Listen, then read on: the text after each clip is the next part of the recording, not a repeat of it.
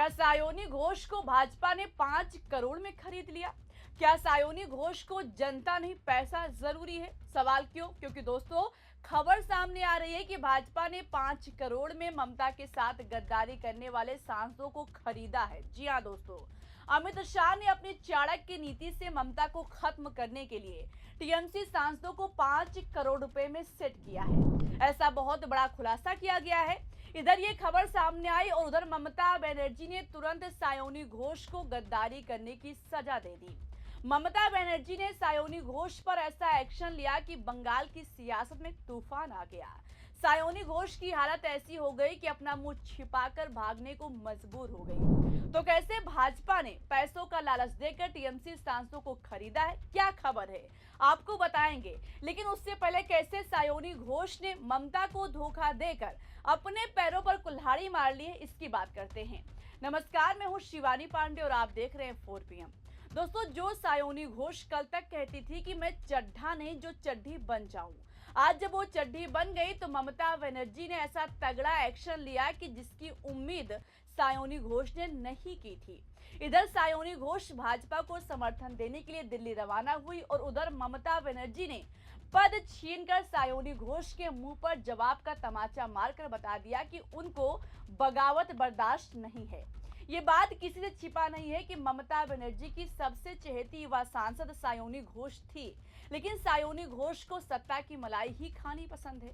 मगर जब एक अकेली ममता बनर्जी भाजपा और चुनाव आयोग को नाको चना चबवा सकती हैं, तो सायोनी घोष किस खेत की मूली है?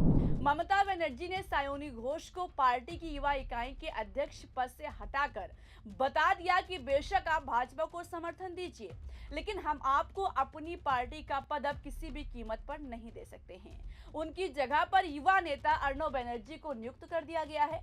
जनता तो इन सांसदों को 3 साल बाद जवाब देगी कि उनके विश्वास के साथ खिलवाड़ करने की सजा क्या होती है।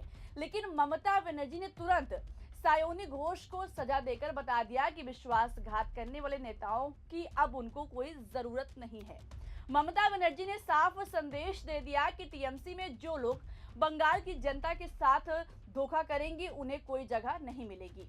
सायोनी जैसे नेता जो कल तक बीजेपी को कोसती थी, आज उसी भाजपा की गोद में बैठने को तैयार हैं। सवाल उठ रहा है कि क्या ये 5 करोड़ का सौदा है? आखिर इतनी जल्दी रंग बदलने का कारण क्या है? दोस्तों, खबर देखिए, लिखा है कि तृणमूल कांग्रेस के लोकसभा सांसद कीर्ति आजाद ने पार्टी में जारी बगावत के बीच भाजपा पर आरोप लगाया है कि टीएमसी सांसदों को डराया और धमकाया जा रहा है, पैसा देकर उन्हें तोड़ा जा रहा है। कीर्ति आजाद का कहना है कि 50 लाख से 5 करोड़ रुपए तक देकर सांसदों को सेट किया गया है। दोस्तों, कितना? 50 लाख से 5 करोड़ तक इतनी रकम देकर भाजपा ने ऑपरेशन लोटस के तहत टीएमसी सांसदों को खरीदा है। ऐसा हम नहीं बल्कि टीएमसी सांसद कीर्ति आजाद कह रहे हैं।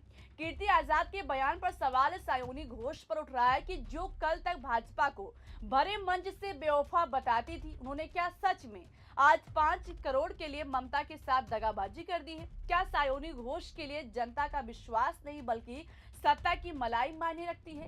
कल तक सायोनी घोष टीएमसी और ममता के विचारों और सिद्धांतों की राजनीति करती थी, लेकिन अब रातों रात बदल गई। उनकी वफादारी इतनी जल्दी बदली जितनी जल्दी मौसम भी करवट नहीं लेता है। बारिश भी आने से पहले अपनी आहट देती है, लेकिन यहाँ तो लोकसभा से लेकर राज्यसभा तक के सांसद ममता की टीएमसी को छोड़कर बीजेपी के पाले में जाने को तैयार है। मगर देश का आम नागरिक और उनको वोट देने वाली जनता खुद को ठगा हुआ महसूस कर रही है। वो पूछ रही है कि आपको संसद तक तो टीएमसी के नाम पर वोट देकर पहुंचाया गया, फिर हमारे जनादेश का अपमान क्यों?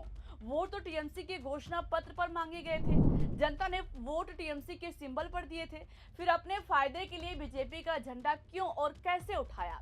दोस्तों, ये वही सायोनी घोष हैं जो चुनाव के वक्त भरे मंच से भाजपा की बखिया उधेड़ती थी, जो कहती थी कि चुनाव के बाद भाजपा जनता को ठग लेती है। फिर जनता पूछती है कि क्या हुआ तेरा वादा, वो कसम, वो इरादा। इलेक्शन के पहले आके ये भाजपा सरकार क्या बोलती है?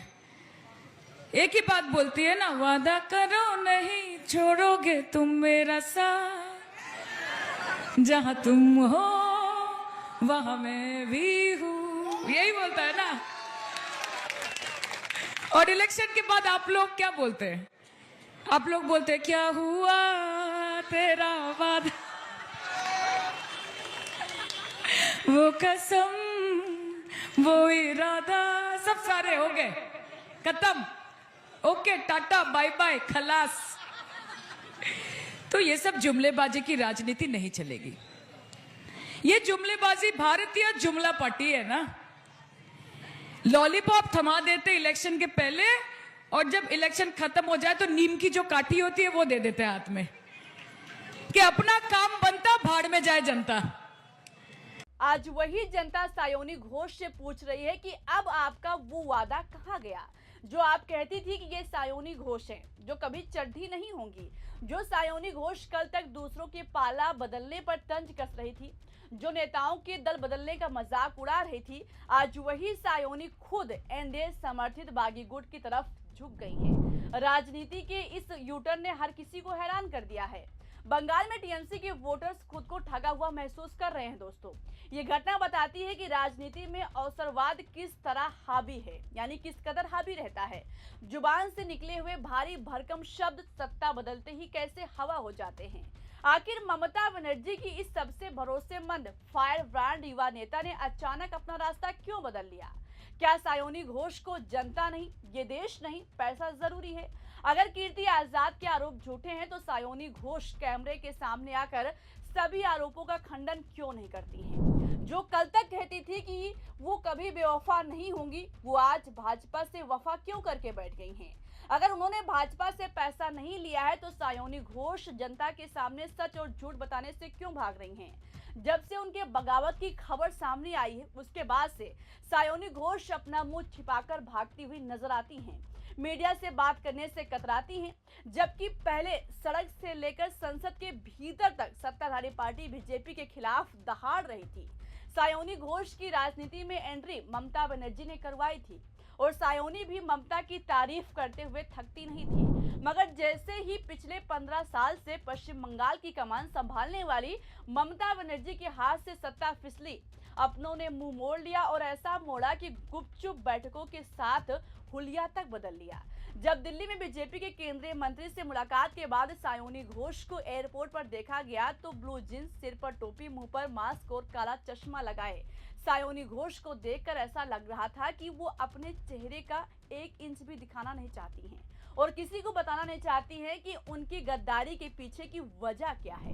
दोस्तों, आपको क्या लगता है, सायोनी घोष ने ममता के साथ इतना बड़ा विश्वासघात क्यों किया? क्या वजह है? क्या सच में सायोनी घोष ने भाजपा के साथ पैसों का सौदा किया है? अपनी राय बताइएगा। अभी के लिए बस इस खबर में इतना ही। वीडियो को लाइक और शेयर करना मत भूलिएगा। देखते रहिए 4 PM। नमस्कार।